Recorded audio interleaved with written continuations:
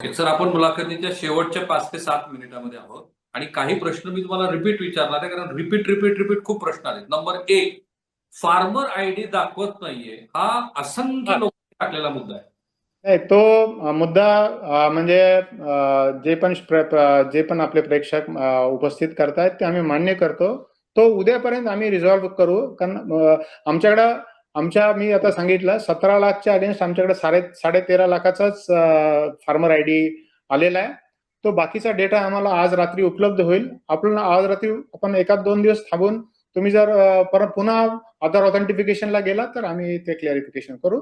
आणि जेव्हा केव्हा आमच्याकडे सगळा डेटा येईल तेव्हा मी स्वतः त्या आपल्या माध्यमातून किंवा प्रेसच्या माध्यमातून मी त्यांना सांगेन.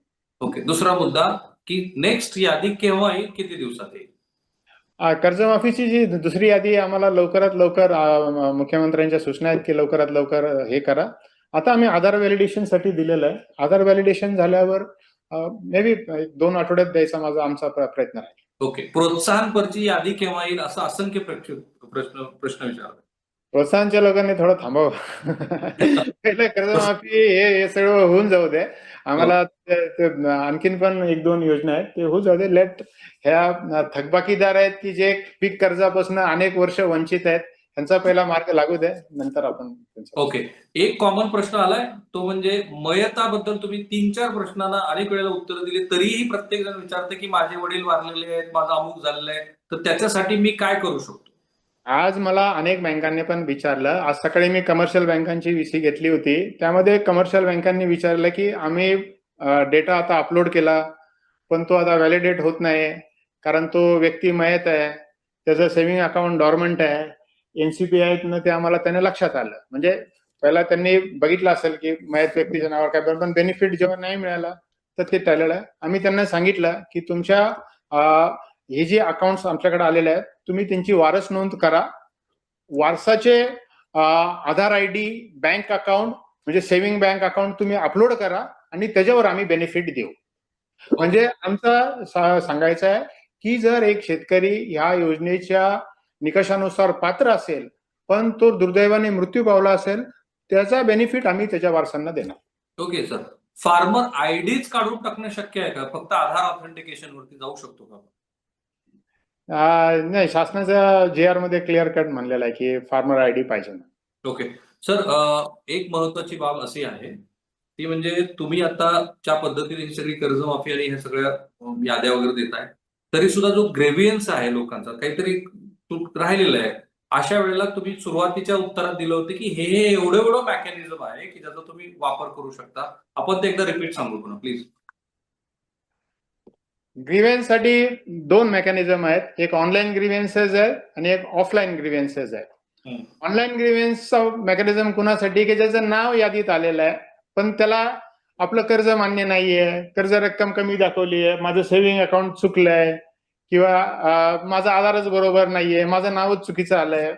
असे जे काही लोक आहेत त्यांनी त्या आपले सरकार सुविधा केंद्रावर जायचं, आधार ऑथेंटिकेशन करायचं, पण त्याला म्हणायचं माझं ग्रीव्हन्स रेज करा. तर तो ग्रीव्हन्स रेज होईल ज्याचं नाव यादीत आलं नाही. आता जे यादीतच नाहीये ज्यांचं नाव, तर त्यांनी कसं काय करायचं? तर त्यामध्ये ज्यांना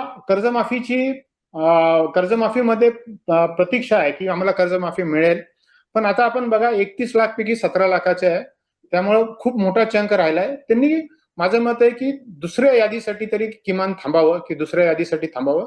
दुसऱ्या यादीनंतर त्यांनी ऑफलाईन पद्धतीने यादीत जरी त्याचं नाव आलं नाही तर त्यांनी ऑफलाईन पद्धतीने तहसीलदारकडे, जिल्हाधिकाऱ्यांकडे किंवा आमच्या जिल्हा उपनिबंधकांकडे हे द्यावं. आम्ही त्या सिस्टीम मधनं किंवा त्या ह्याच्यातनं चेक करून आम्ही सांगू की त्याचं नाव काय हे झालेलं आहे.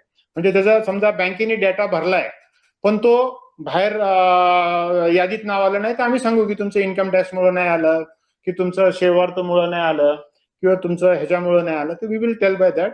आणि जर त्याचा बँकेने डेटाच अपलोड न केला तर आम्ही त्यांना कळवू की का अपलोड केला नाही हे आहे. ओके सर, परदेशी समितीच्या बैठकीमध्ये तसा तुमच्या फ्रेमवर्क मधला विषय नाहीये, प्रश्नही नाहीये, पण शेतकऱ्यांना सतत कर्जमाफीसाठी सरकारकडे यावंच लागू नये अशा दृष्टीनं त्याचं उत्पन्न वाढवावं वगैरे असं काही चर्चा मुख्यमंत्र्यांच्या बरोबर. परदेशी समितींनी अहवाल दिलेला आहे, त्यामध्ये लॉंग टर्म मेजर्स खूप दिलेले आहेत आणि मुख्यमंत्र्यांनी सांगितलंय की हे आपण इम्प्लिमेंट करायचं आहे. अरे वा, व्हेरी गुड. त्यातले 4-5 मुद्दे तुम्हाला आठवतात की जे फार महत्वाचे आहेत, आपण असं केलं? आता कसं आहे, अध्यक्ष परदेशी साहेब आहेत, तुम्ही त्यांना विचारा, पण खूप छान आहे. ते अध्यक्ष असताना मी सदस्य सचिवांनी सांगणं मला थोडं उचित वाटत नाही. एक जो पण धोका त्यामध्ये माझी अशी माहिती आहे, तुम्ही परदेशी साहेबांची वेळ घेऊन बोललात तर परदेशी साहेब निश्चित सांगतील. पण त्यामध्ये आम्ही लॉंग टर्म साठी एक माझ्यावर जी जबाबदारी टाकली आहे आमच्या खात्यावर, ती म्हणजे की तुम्ही कोऑपरेटिव्ह स्टॅक डेव्हलप करा, आणि त्यासाठी मला ह्यातनं थोडी परकग्राफीमधनं काही आम्हाला रक्कम पण देणार आहे,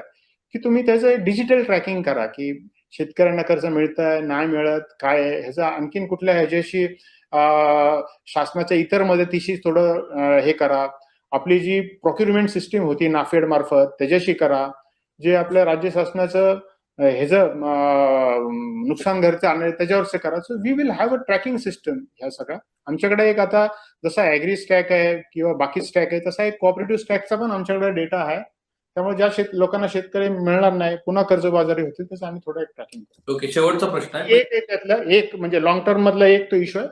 बाकी अनेक इश्यू आहेत, तर ते आपण परदेशी साहेबांसोबत. एक शेवटचा प्रश्न विचारतो की ह्यामुळं बँकिंग व्यवस्थेसमोरचं जे नेहमीचं आव्हान असतं की आता शेतकऱ्यांना त्यांना मदतीची गरज असतेच वारंवार, पण ह्यामुळे बँकिंग व्यवस्थेसमोरच्या चॅलेंजेस मध्ये सतत एनपीए वाढत जातो शेतकऱ्यांचा.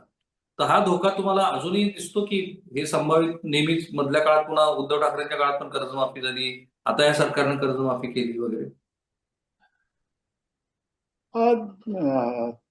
तसं म्हणजे वाटत नाही. याच्यावर म्हणजे त्या समितीत पण बरीचशी चर्चा झाली. आपल्याकडं जी प्रामुख्याने शेतीमध्ये जरी आपण म्हणलं, तर आपण जर आपला क्रॉपिंग पॅटर्न बघितला, तर आपले जे maximum area under coverage 2 crops आहेत. एक आहे कॉटन आहे, दुसरा सोयाबीन आहे.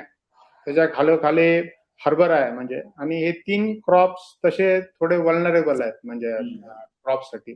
त्यामुळे आपल्याकडे थोडा डिस्ट्रेस हा राहतो. आता क्लायमेटचा पण स्ट्रेस आहे. त्यामुळे there is a farm distress नाहीये असं आपण म्हणू शकत नाही. तर thank you sir, thank you so much. अक्षरशः हजारोच्या संख्येने शेतकरी जोडले गेलेत.